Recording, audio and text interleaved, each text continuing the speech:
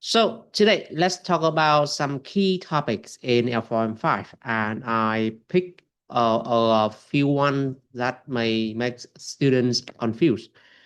There will be some matters within L4M5, and we decide to select L4M5 because it kept like many we do the poll and many students select this module. I think that L4M5 is one of the challenging one, and today I will help you to uncover the most challenging parts of this module.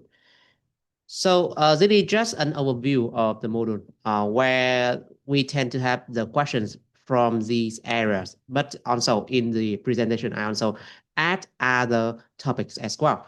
So we have the integrative and distributive approaches, and there will be many questions about them. Um, Generally about how we should approach with integrative and distributive, how we can have a win-win negotiation with the supplier or a win-lose negotiation with the supplier.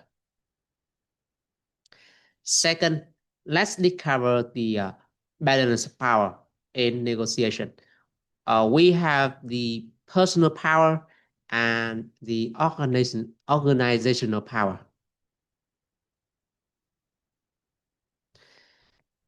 Because in negotiation, not just one person is involved, but two organizations are involved.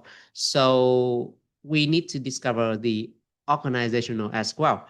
And with the organizational power, we need to rely on one model, that is the Porter's five forces. Next, let's consider the cost and price analysis. This is a cornerstone of the negotiation because you need to know what will be the fair price before you sit with your supplier. Here, I will show you different ways of costing and pricing and how the supplier decides the cost and price themselves.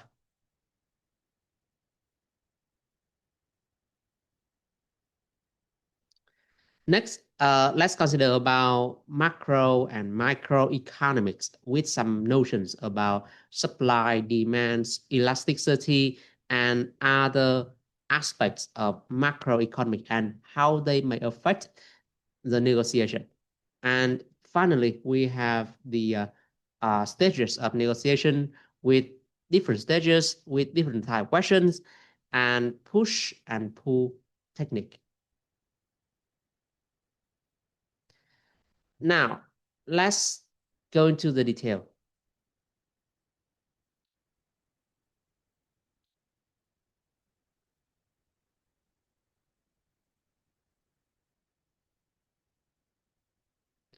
So let's go consider the first part about integrative and distributive approach.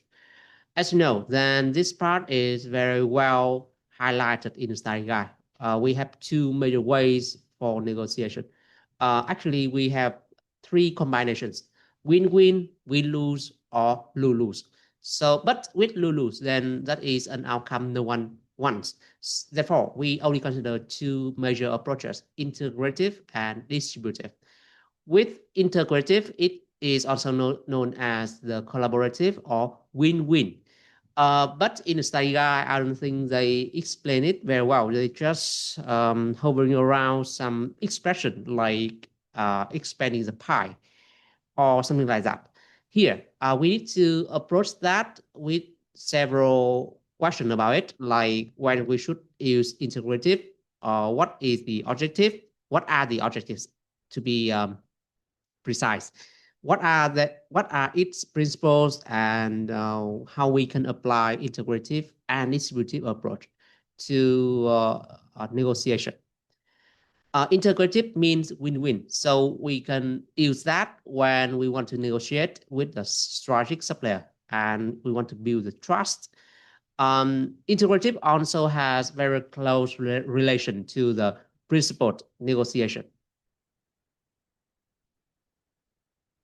It means that we need to approach this way, thinking about the other party and trying to satisfy the objectives of both parties, not just focusing on our own needs and requirements.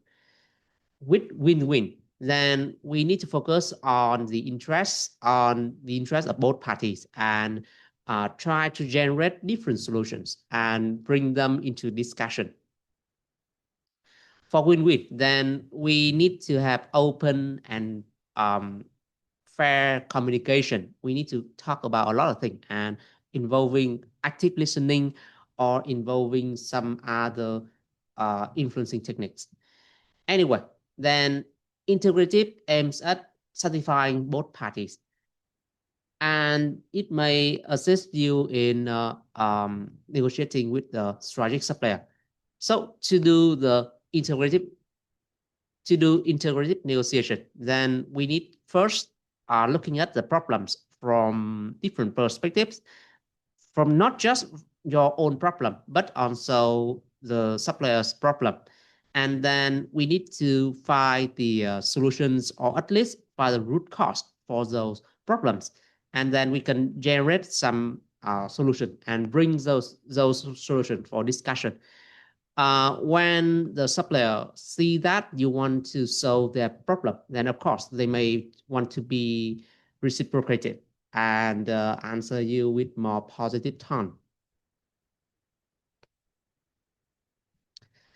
So with integrative, then it requires to spend a lot of time and effort. Maybe you need a team for integrative and to generate different options or to imagine about different solutions.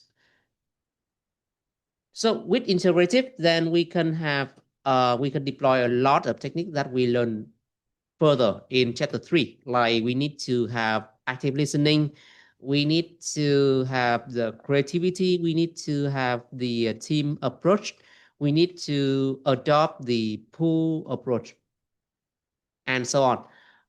We may need to have the emotional intelligence. And so some kind of power may play a role in the integrative approach. It may help us to overcome some differences and challenges. On the other hand, we have the distributive approach, or win-lose. In study guide, they may use some analogy like divide the pie versus expand the pie in integrative approach.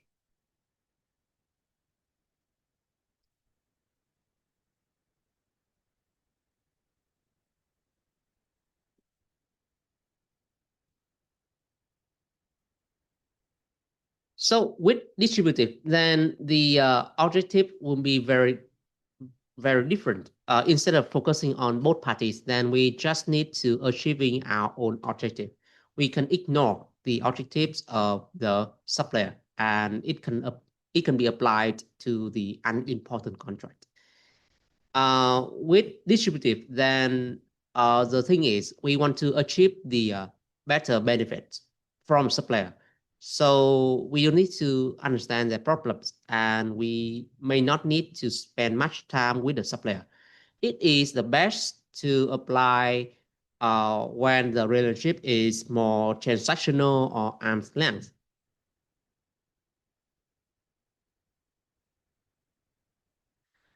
With distributive, then you don't need to do much. Just address your own objectives, understand your power, and leverage your power, and mainly use the push approach in the negotiation. We can use some tactics like good cop, bad cop, tank and bang to maximize the outcome.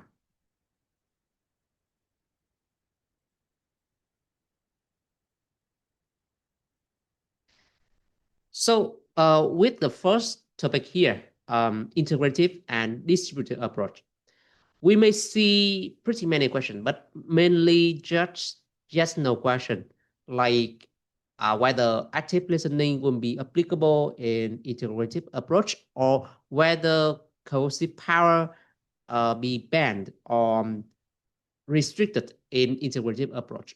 That kind of question. I think that as procurement professional, you know very well how to answer those. Now, let's move on with the uh, balance of power within negotiation.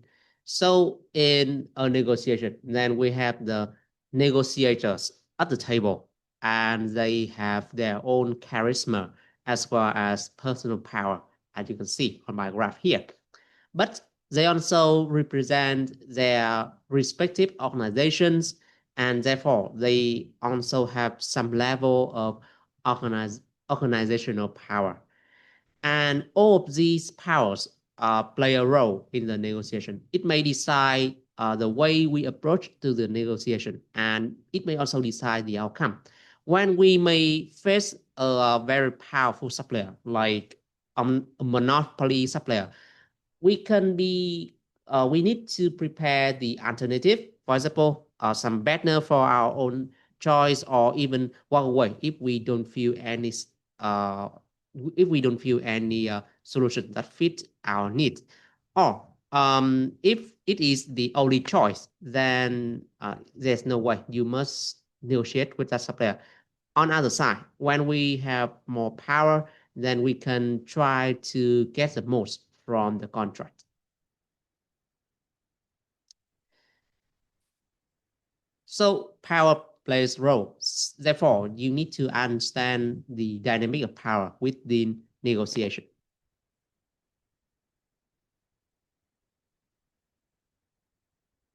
First, let's look at the inner environment, that is of the personal power. According to a model, then there are six types of personal power, six sources of personal power. We have the legitimate power, which come from the authority, or we can use another word here, that is hard power. We have the reward power, comes from the ability to reward the other party if they do what we want, that is reward, and we can grant them some gift or some bonus for that compliance. Or if they don't comply, then we have the coercive power, the ability to impose punishment and sanction on the other party. We have the reference power. I think that in normal day-to-day discussion, it can be called charisma. We know, you know, that there are some people who knows how to talk with other people, who has a lot of attraction, and who knows how to deal with certain matters. So we may find them very attractive, we may find them very compelling, and we may want to comply with their request, although they don't have the official authority. That kind of person has the charisma, or in this context, then we can call it the reference power. Otherwise, when someone has the expertise and some knowledge about certain area, then they have the expert knowledge. And when someone who has inside information from the other party, then we can say that that person has the informational power. So there are six types, six sources of power with the negotiation. And every one of us, like every student here or every procurement professional out there, they all of them have some source of personal power. If you know very well about the product, then you may have the expert power. If you have a lot of authority, then you have the legitimate power. If you have the soft skill, then you may have the reference power. Or if you have some certain way to punish the supplier, like you have the contract and your organization may have some upper hand in this negotiation, then you have the either reward power or coercive power. The thing is, when we prepare for negotiation, then we need to identify our strength through this power. And within a negotiation, because we directly talk with the other party, so the power here may play a role.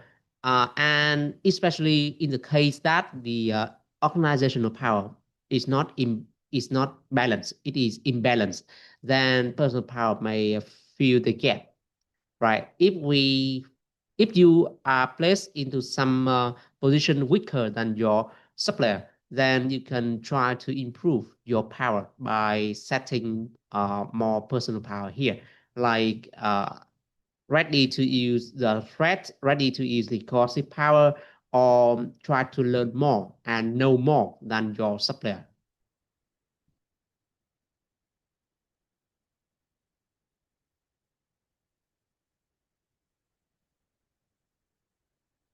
Another layer, another layer of power is the organizational power.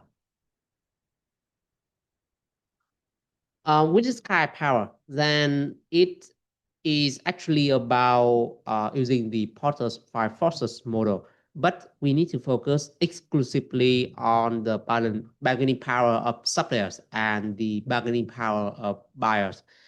It means that when we negotiate with the supplier, then we need to investigate the market power of those two organizations.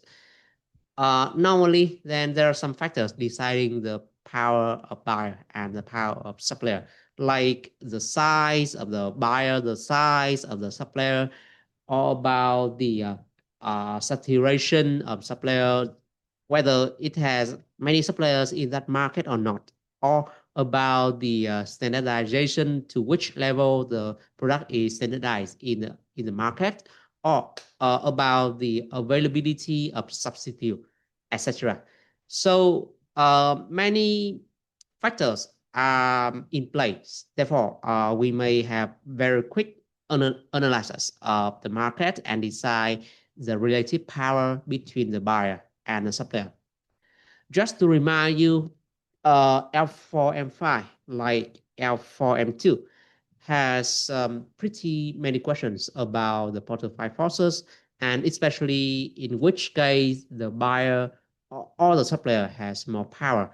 Or they may ask you which factor may decide or shift the balance toward the buyer or the supplier in negotiation.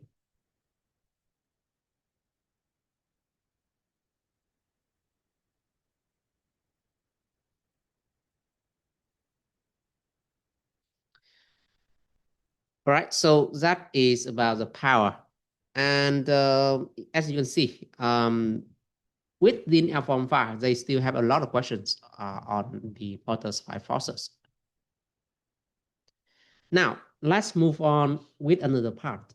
One of the most important aspects of supply negotiation, of buying in negotiation, is about the cost and price. We need to buy at low price while the supplier wants to sell at higher price. Therefore, we need to investigate which price will be fair and what could provide a middle ground for the buyer and the supplier. So we need to investigate their own pricing structure. Uh, with this one, then I don't think that the Stay Guy has provided a comprehensive description. They provide a lot of model, but not an overview about how the supplier may decide their price. There are different factors are in play when it comes to the price. The pricing itself is a decision by the supplier, and it is shaped by multiple factors. We can divide those factors into the internal factors and the external factors. With the internal one, mostly from their own side, some information that only they have.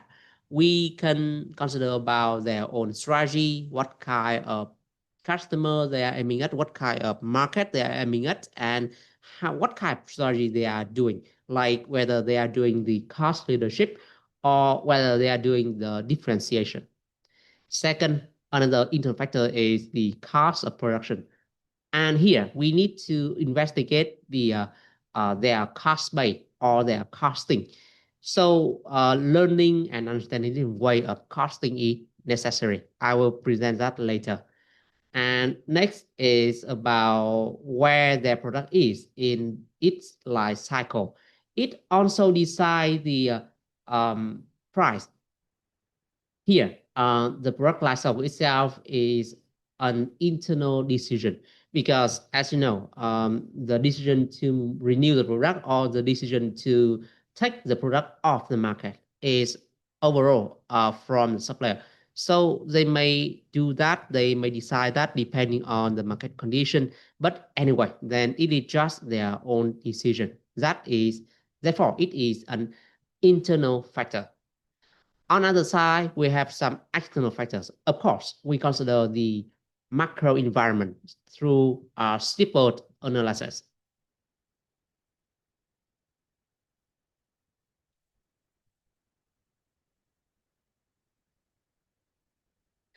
Situation of supply demand also play a role because the supply demand meets each other at equilibrium price and decide the market price for the product. The product price should be around that value, depending on the microeconomic environment. Next, another factor from macroeconomic is the price elasticity. It means how the price change depending on the movement or the quantity of demand of the product. So it answers the question like how the market respond to changes to the price, right? If the market is kept like inelastic, then the supplier may decide to raise the price higher because they know that the buyer may still need to buy that product regardless of the price. So they may consider about that and move and increase the price for that kind of product. And then we also have the customer perception. This also plays a role in pricing decision. When an organization decide about its price, then it needs to look at the market and the psychology of the customer, whether the customer wants to spend the money on that certain product at that price.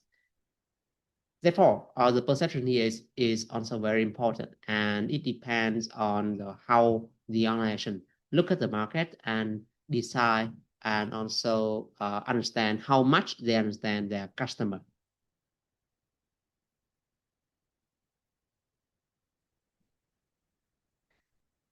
So with this structure, then you need to understand both internal and external factors. First, we go into the internal factors with the costing of the production. With costing, then again, we need to go to the basic. We have different types of costs like the fixed cost, variable cost, and the markup. With the fixed cost, then there are the static costs that don't change related to the output. When we increase the output, then the fixed costs tend to be the same. But it is just relatively fixed or relatively static. It may change when the output reach certain level. Like my own factory may produce 10,000 products a month, but my customer wants to have 20,000 products per month. Therefore, I need to build another factory. So the factory itself is a fixed cost, but when the factor change, like the output, then to some degree, then it is required to adjust the fixed cost as well. So the fixed costs here are just static relatively. It is just static relatively to the output. But sometimes it may still change due to the change of the outcome or the change of the environment. Second, we have the variable costs. Variable costs are the costs that goes up whenever we have more output. It depends on the quantity of the output. The more we produce, the more we need to purchase. A typical example is about the materials, because when we produce more product, then we will require more material. And finally, the supplier need to charge a markup. The markup here is the profit that they want to charge, and the markup is the fraction between the profit and the total cost, while the margin is the fraction between the profit and the in price. They are very basic um, analysis, very basic analysis of the cost, very basic elements of the cost. And we need to understand all these things before we move on with different way of costing. All these things can be summarized under the name of cost accounting, and it is one of the branch of accounting. But as procurement, although we don't practice accounting, then we still need to understand about the costing and how to prepare about the price level you want to negotiate. There are three ways of costing. We have the traditional costing method, that is absorption costing. Second, we have marginal costing. And third, we have the activity-based costing. With absorption costing, then to calculate the price for each unit, we divide it into three methods or into three elements. First, we have the variable cost per unit. The first part here is the variable cost per unit. So this is relatively easy to decide, because by looking at the product, we can estimate the total cost. Like to build a car or to build a computer, then they may need to have certain type of parts, and they need to assemble all of them. So the variable costs here include the material, the components, and the labor that put everything in place. And we can look at the variable cost by looking at the product itself. Second, however, we need to identify the fixed cost.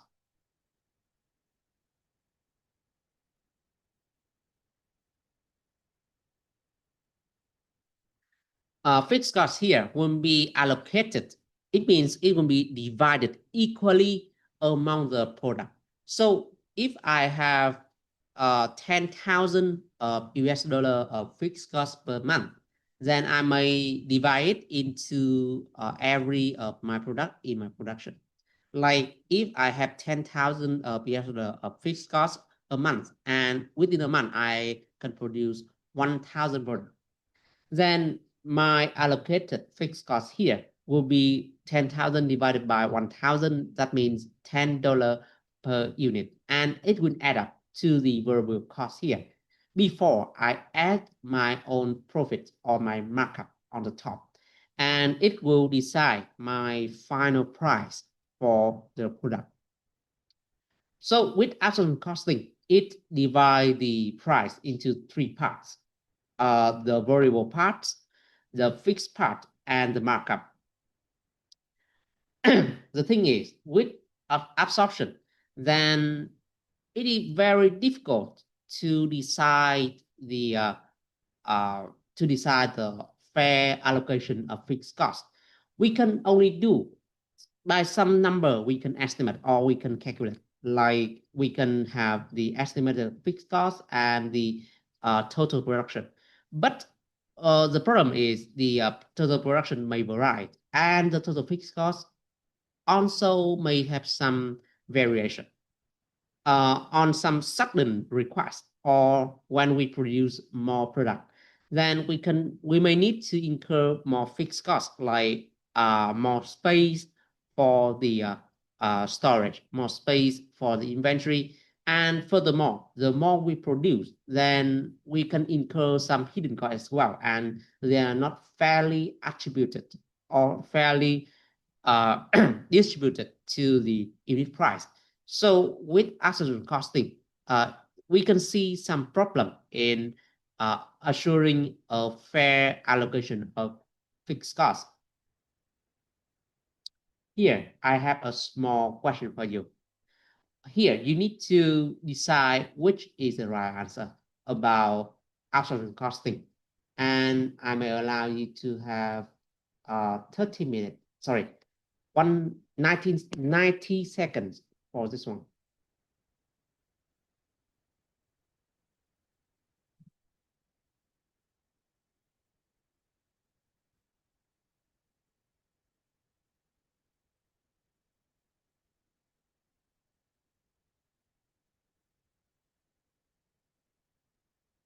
Now, let's start the time.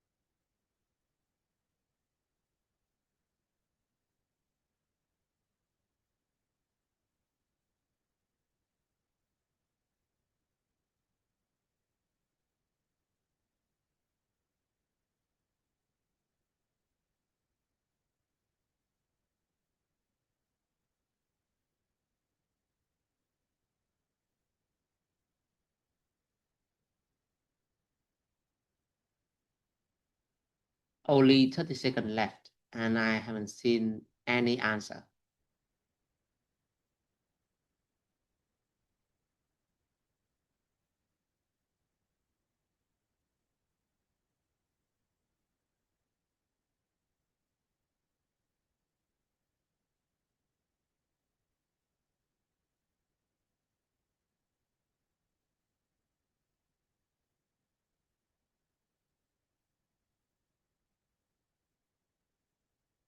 All right, so time's up, and let me review the answer. Okay, so the notion of abstract costing is very confusing, and the way the exam may ask you also confused as well. I can see that there are three variable answer here, A, C, and D. And it could be quite confusing. So let's come back to basic. Let's come back to the basic definition of asset costing. One feature of asset costing is about the allocation of the fixed cost. So we always have the variable cost here. And with fixed cost, we simply allocate by dividing the estimate production to the total fixed cost and then add up the markup. So they try to include every cost per unit. Here, the question about asset costing. So it wouldn't say asset costing is when the total cost per each unit of output and something blank, right? So we need to select the right answer. There are four options. First, include, sorry, I need to fix this here. It is an, not an, just a typo. So this one include an allocation toward the activity cost of its creation. This is the definition of activity-based costing, which C includes an allocation for a proportion of total production cost. Right. Include a proportion of total production cost. Since with the action costing, then if you read the question here carefully, when the total cost per each unit of output, then include an allocation for a proportion of total production cost, right? So with the word total production cost here, I think that it refers to both fixed and variable cost. So it is total cost. So you can see that in this, if we select C, then there are two totals there are two words total within a single sentence, and it doesn't make any sense. Absorption costing is when the total cost per each unit of output includes an allocation for a proportion of total production cost. Right? It doesn't make any sense because the total cost also include an allocation of proportion of a proportion of total cost. Now, if the purpose is not divide the costs and add them up together, and then now it includes the total cost here. So what else? What else? Right? So the total cost here must be equal to the total cost, not included. So C is incorrect. Furthermore, our total production cost include both variable and the fixed cost. And finally, we have the includes an allocation of producing an additional unit, right? Additional unit. Why only one additional unit? Okay, so the best answer here is to include an allocation toward indirect cost used in its creation. As you know, in the study guide in both L4M2 and L4M5, then the fixed cost and sometimes they may ask you to explain the relationship between the fixed cost, variable cost, and indirect cost. And as you can see, as a rule, then generally most fixed costs are indirect and most variable costs are direct. So they can use some kind of synonym here. It means that instead of using the fixed cost, they use the word indirect cost.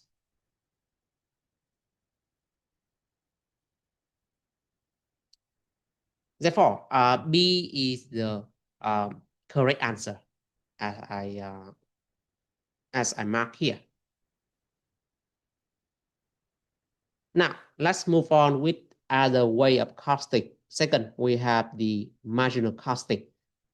Marginal costing is to just include the variable costs, and we can add a markup that covering both fixed costs and markup or the profit for the company. So with marginal costing, it is very simple. We only consider about the variable cost here, and for the markup, then we can decide appropriate level depending on our own decision and our own strategy. Marginal costing is the base for dynamic pricing. Fast food restaurant may charge you differently depending on the time you visit them. They may charge you more during the peak hours because it may require them to burn more fuel and employ more workers to serve you. So they may charge more. That is dynamic pricing. Or they may charge you less when you visit them outside of peak hours. Therefore, with marginal costing, it is very flexible and you can adjust your markup anytime. And also closely related to marginal costing, we have the closely related to marginal costing, we also have the break-even point analysis. With break-even point analysis, then you need to analyze the production level that help you to achieve the break-even or your profit exactly is zero. So with break-even point analysis, then we need to calculate the contribution or the profit or the markup, and then we take the total fixed cost divide to the markup, and then we have a number represent the number of products you need to sell within a period to cover all of the costs. And then beyond that, you will have the profitability. Below that, you have the loss.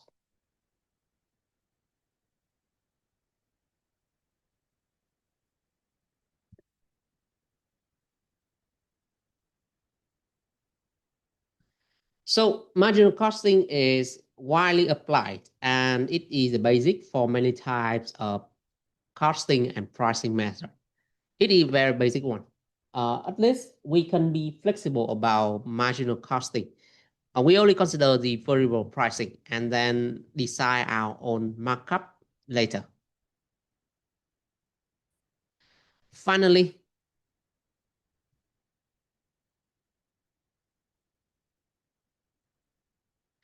Finally, we have the activity-based costing.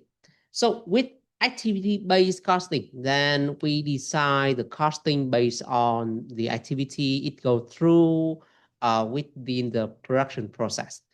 To collect sufficient information about this, then we need to have a computer and some simulation software, or you can do that on an Excel, but it still requires some computing power.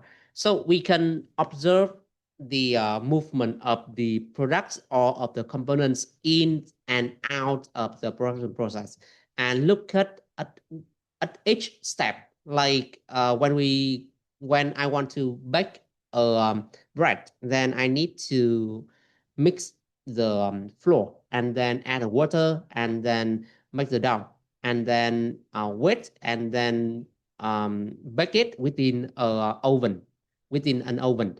So I go through several steps, and each step incurs some kind of cost. Uh, I have my own labor when I knead the dough, right? Then I need to pay for the electricity or for the fuel when I bake the bread. So we need to consider all of that into our own calculation.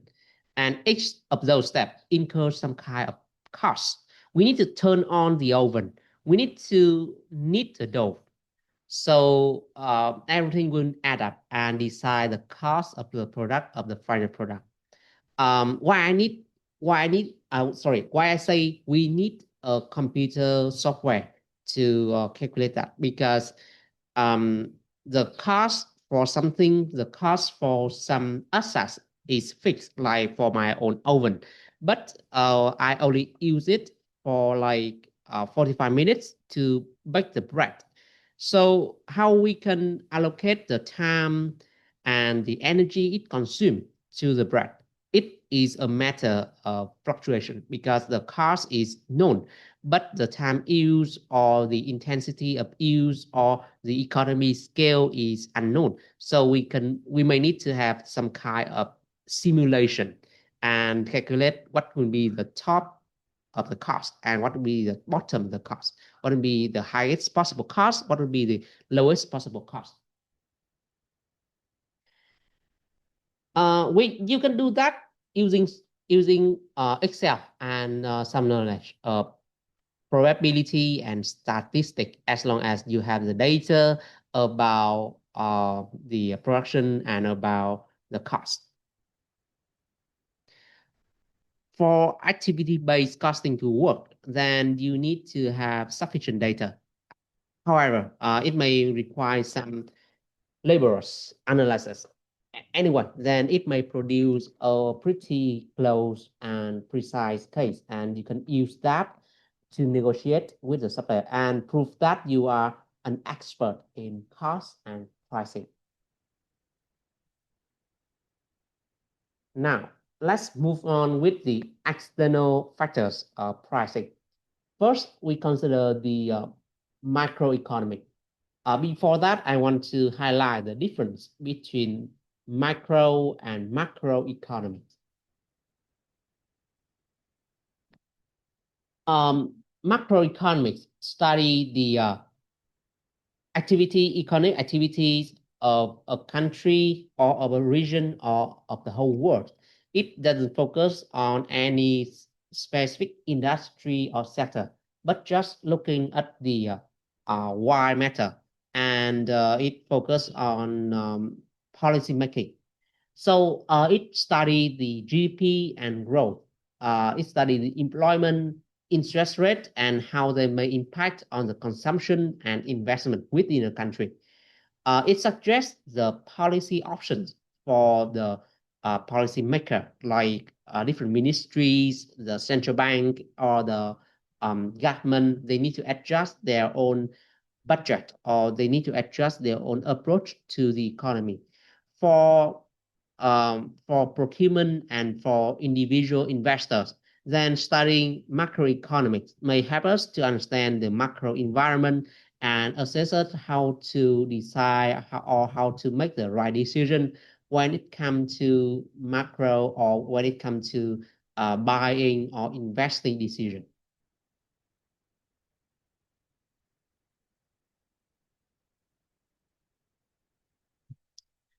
On the other side, we have the microeconomics. It just study a specific industry, mostly about supply and demand and different types of market. Also with the elasticity and how people react to the change in the price. So it has narrow focus, but it mostly applied to decide the supply demand and how people may decide under different different economic circumstances.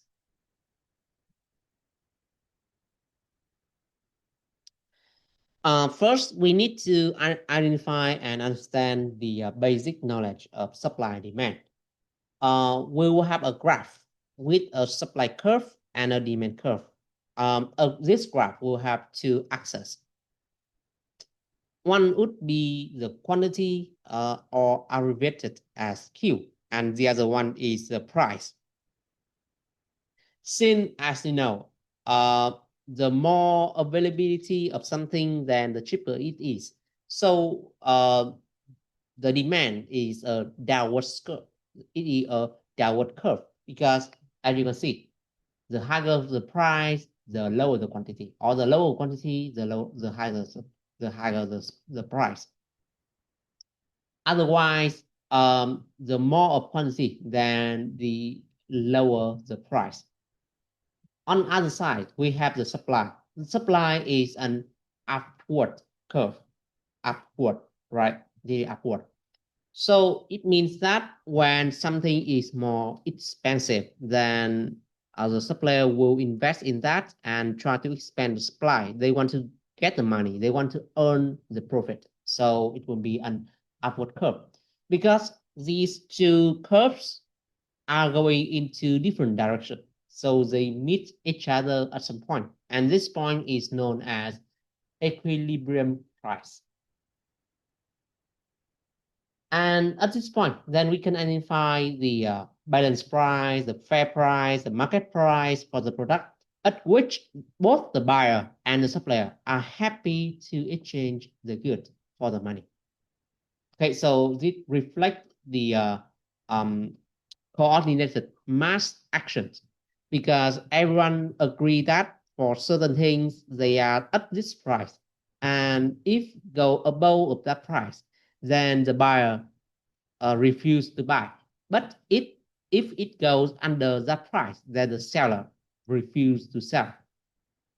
Therefore, when two curves meet each other at the equilibrium price, then we need to respect that and try to nail our try to anchor our own price around this value.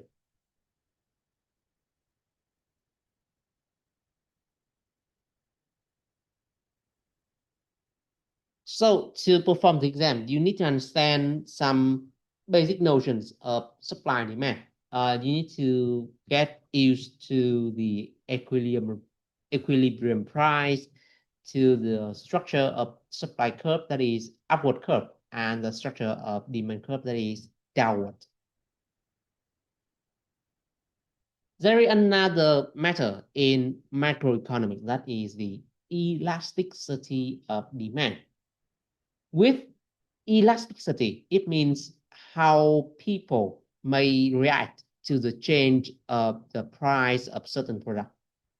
When I say a certain product is demand elastic, or certain product has elastic demand, it means that a small change in the price induce a bigger change in the quantity. As you can see, small change between P1 and P2 induce a huge jump between D1 and D2. On other hand, we have the inelastic demand, where a huge change in the price only induce a smaller change in the demand, or the difference between P1 and P2 are much larger than the difference between D1 and D2, as you can see here. So elastic means small change in price create much bigger change in the quantity and vice versa. An inelastic demand means a big change in the price induce a very small change in the quantity. We can summarize this relationship within a formula. Within a formula. That is the difference between P1 and P2, or delta P, and the difference in Q in quantity, that is delta Q.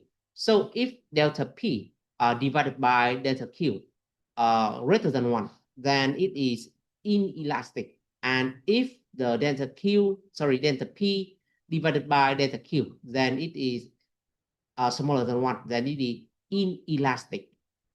There are other extreme cases like perfect inelastic demand. It means the quantity remains the same regardless of the price. Or perfectly elastic demand means the price remains constant while the quantity of demand fluctuates. Or we can have the inter-elastic demand, when the change in the price induce the same change in the quantity of demand.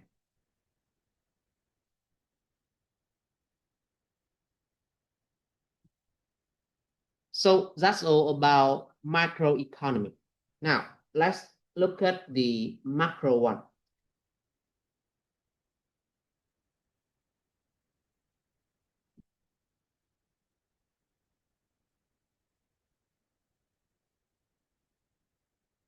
With macroeconomic, then it studies the macro environment and how it may affect the decision of the buyer or of other economic actors in the world. And there will be some factors that we need to pay attention to, because we are doing business in within a country or within a region. So macroeconomic may affect us, like the fluctuation in the GDP growth, or the CPI, consumer pricing index, or the movement of commodity price, or the exchange rate. Each of these may affect our business differently. For example, when there are changes in the exchange rate, then you may feel that importing could be more expensive, and it can like encourage you to purchase from domestic market. Otherwise, interest rate may affect your decision to invest, because when the money is cheaper, like low interest rate, then you are encouraged to, you feel more motivated to borrow the money from the bank and then make the investment in your business. Otherwise, when it is high, then you don't want to do the investment because it requires risky. And if the return is not as expected, then you may face bankruptcy. So these things may affect our decision to do the business. As the non-governmental entity, then we are only affected by these. While with the government, they need to decide regarding these things. So we also need to track the macro environment and macroeconomic conditions by looking at some statistics about the GDP, about exchange rate, about commodity price, or about interest rate. It may affect our own business plan. whether we want to make investment, purchase the commodity, purchase the raw material from overseas, or purchase some equipment from overseas, then all of these things may affect.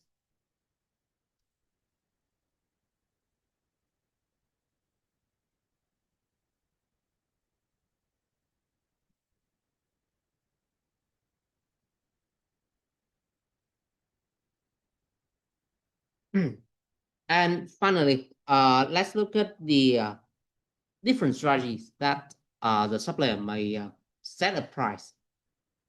For pricing, there are two major ways. That is cost-based pricing or competition-based pricing or market-based pricing. So with cost-based pricing, simply they have the cost, they know their cost, they may do the cost plus, just add a small, just add a markup on the top of the cost. And so we have the cost-based pricing. Otherwise, we have the market-based pricing where the pricing decision is made because of the market condition. Like they want to penetrate a market, so they may offer some incentive by offering very low price, or they may want to trick the buyer. So they may set up a psychological pricing, like using very odd number, like 0.99. Or they can do the competitive pricing. They set the price slightly lower than their competitor in order to attract the buyer. Therefore, as you can see, the strategy here depending on their own strategy. Sorry, pricing decision depends on their own strategy.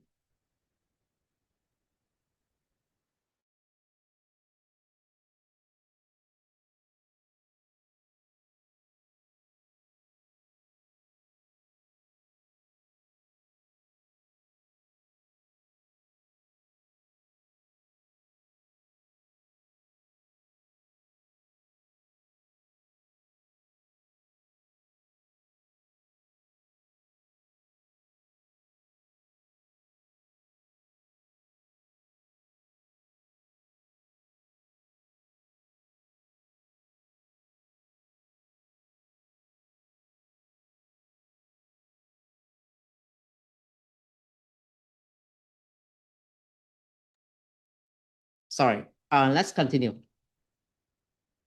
With competition by or market-based pricing, then it depends on the market condition and how different actors present their own idea.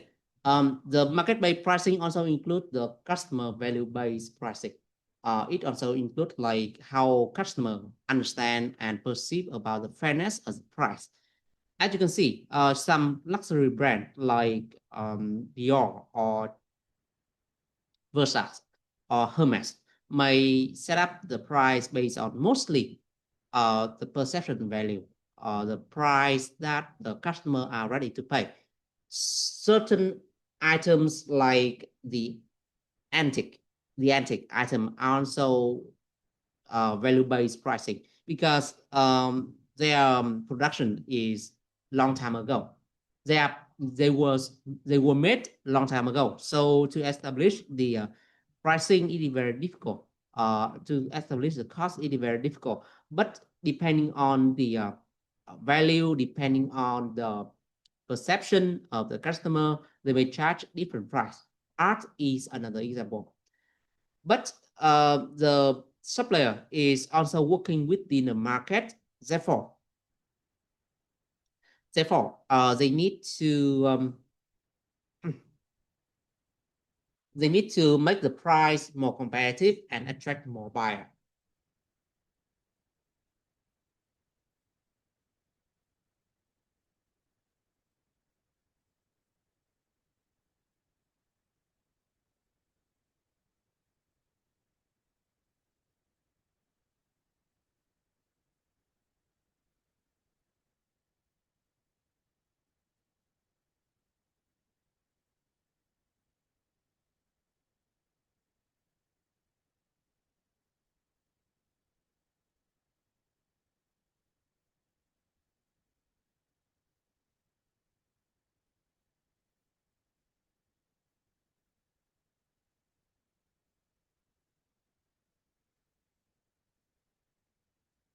Okay, so let's continue. Another matter when you prepare for negotiation is the alternative or plan B or contingency plan. This one is can be called BATNA or best alternative to negotiation agreement. So when we have the BATNA, when we have an alternative, we tend to less dependent on the supplier, but we can rely on our own condition. And if we know that we have some backup plan, then we tend to be more confident in negotiation. To prepare for the BATNA, then when you prepare for negotiation, then you need to prepare for the BATNA. It means that you can sense like if we don't have any deal from this type of negotiation, like if you cannot purchase from this supplier, then what is your options? What are your options? The options may include something like you can purchase from another supplier at slightly lower or higher price. You can purchase the used item from another seller. You can apply postpone the payment or postpone the purchase. But all of them has cost. And the thing is, you need to quantify your own options. You need to list all of your available options where before you go into the negotiation. And among them, after you decide the best one, after you compare them, then you need to select the best one. And that best one is the best alternative. So the thing is, you need to prepare a list of alternatives and quantify them and decide the best alternative. Therefore, it is the better. We have a process for that, right? So I hope that you can apply it the next time you negotiate with your supplier. And when we prepare for the negotiation, we can also use the criteria.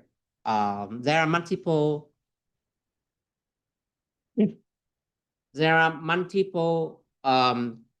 variables within a negotiation, and each variable can be decided with its own target using the MIL criteria. So MIL is abbreviation for most intent, like some value or some methods will be must have, something will be most likely target, and some will be the preferable target. But we need to set up something like a ground that is a must. That is a must. And when the range of the supplier and the range of buyer meet each other, then we have the ZOPA, the zone of possible agreement. We may agree to that range. With must, then normally we don't negotiate some basic thing like if you want to have a supplier, an ethical supplier, then it is not negotiable. It tends to be the most basic thing, so it must be a must. We intend, then you can set up different target for your own variable, especially about pricing. And we like, then we try to get the best from the supplier, but it is unlikely that we can achieve this.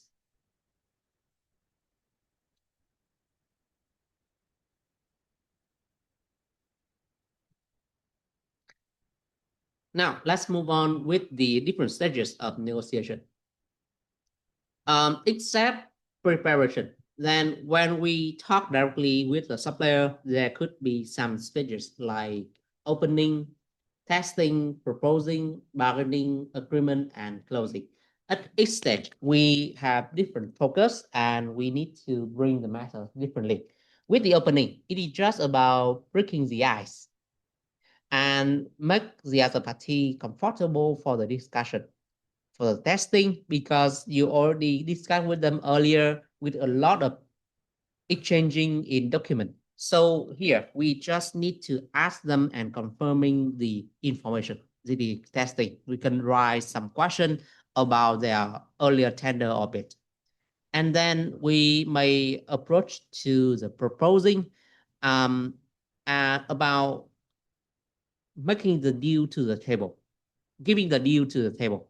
Okay, so normally the supplier should be the one who propose first, and we may propose our own idea. And then with bargaining, we may try to address those variables and suggest our own value. We may use some questions like hypothetical questions here. And then with the agreement, we can agree at the table, we can sign the contract directly, or we can conclude the negotiation and confirming the next step. Like we may need to have the ratification or approval.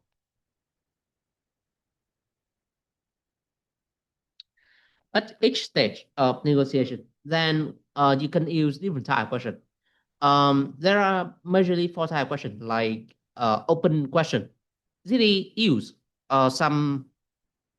It is like open-ended question, like how's the weather, or how about the traffic, or how you doing recently.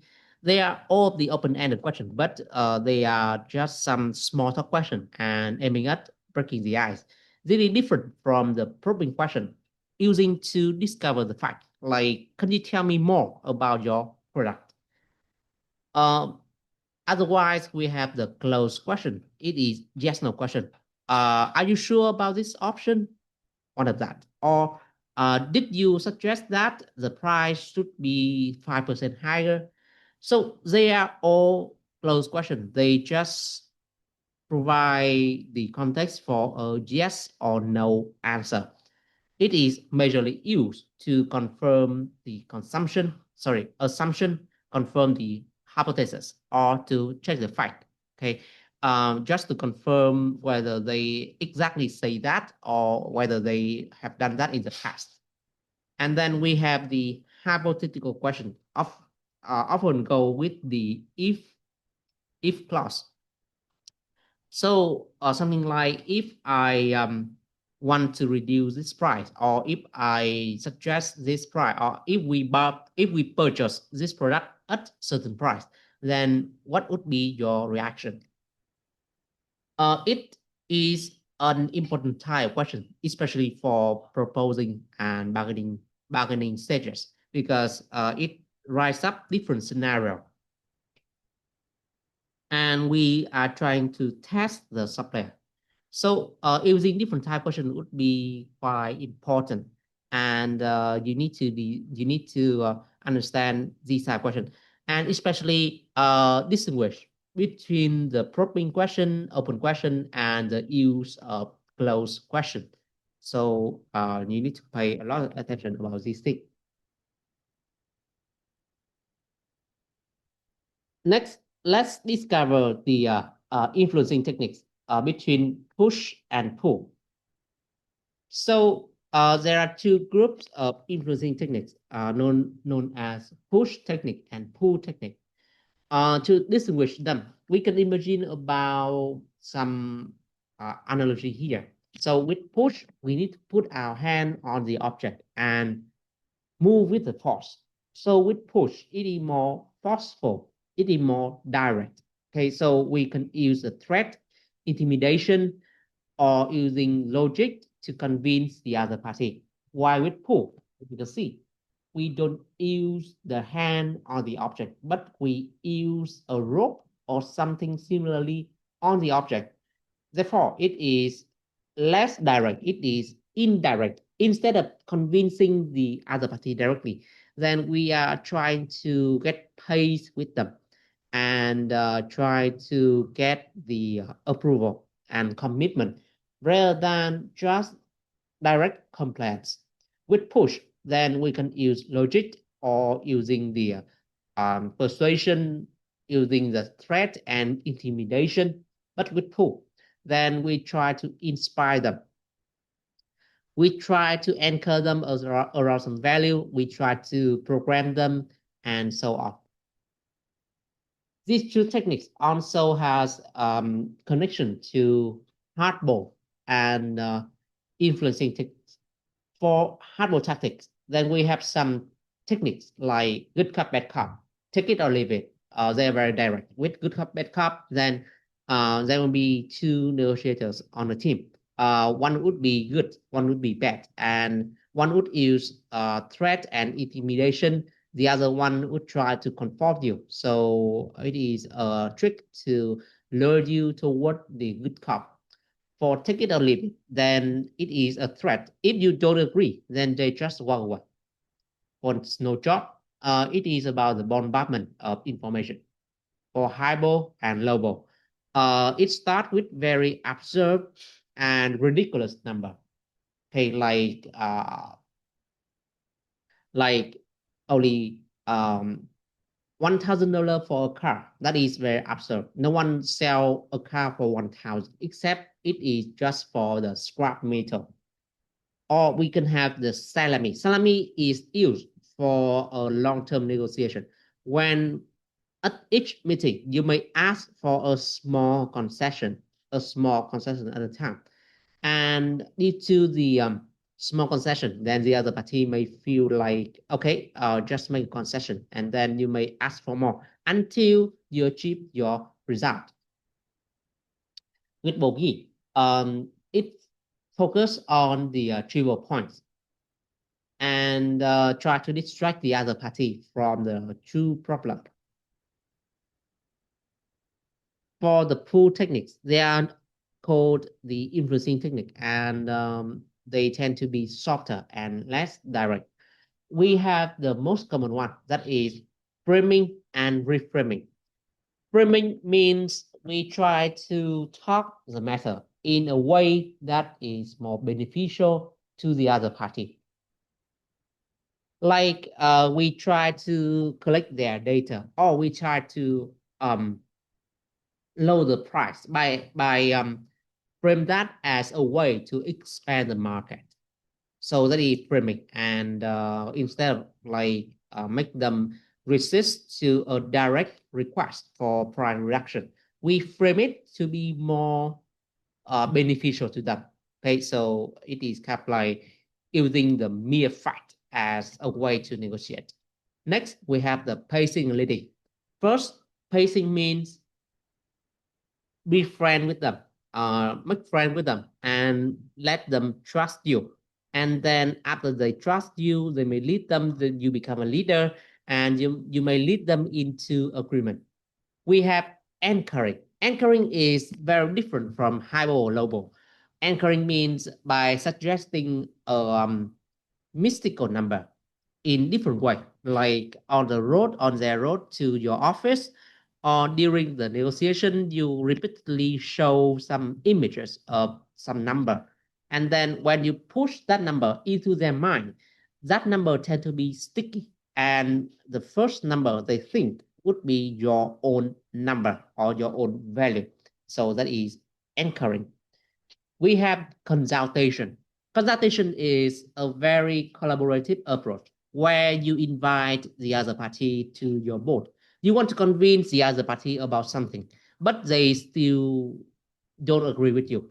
So you invite them into the board, into the information, into decision. And when they are put into your shoe, they tend to agree more with you, and they may have the same opinion to yours. So consultation is a very collaborative way.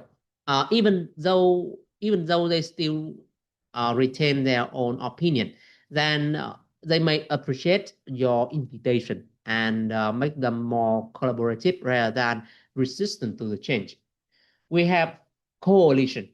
Coalition means creating the alliance. You want to convince some party like your manager, your line manager, but you can't convince him. So you can you can create alliance with other people in the department or other stakeholders around the company. You can create a force, a champion, and ask them to convince your manager for you. So by coalition, then you create a wide alliance, a network of allies, and they may work in coalition to convince the other party. This technique is mostly used in politics, as you can see. When some politicians want to push for some agenda, they tend to create the alliance with other politicians. So this is coalition. Ingratiation, on other hand, is a technique can be seen in negotiation. It means the one party may flatter the other one. They may give the compliment on the other one. You may compliment that the supplier is very excellent and very attentive or very successful company. By that, then they may appreciate your compliment and they may be more open to the discussion. It is a way to get them cracker and more open to discussion. We may have the personal appeal. Instead of directly convincing the other party, you may try to find someone they trust, like their college, or their spouse, or their friends, or any other relative that they feel connected to. So by convincing that third party, then the third party will do the job for you. As you can see, this one is um, more applicable in politics as well.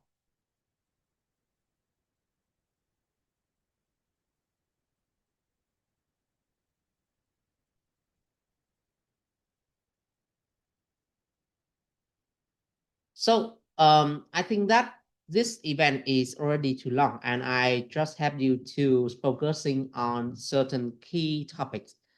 I hope that you may enjoy this and getting the best or the most available information from this event. I mostly focus on the topics that the book doesn't express very well. So this is the end of today's event. And if you have any further question, please message us on WhatsApp at this number or email us. Thank you very much for the joining, and we shall publish the recording on our YouTube channel and on our website as well. So see you in other event.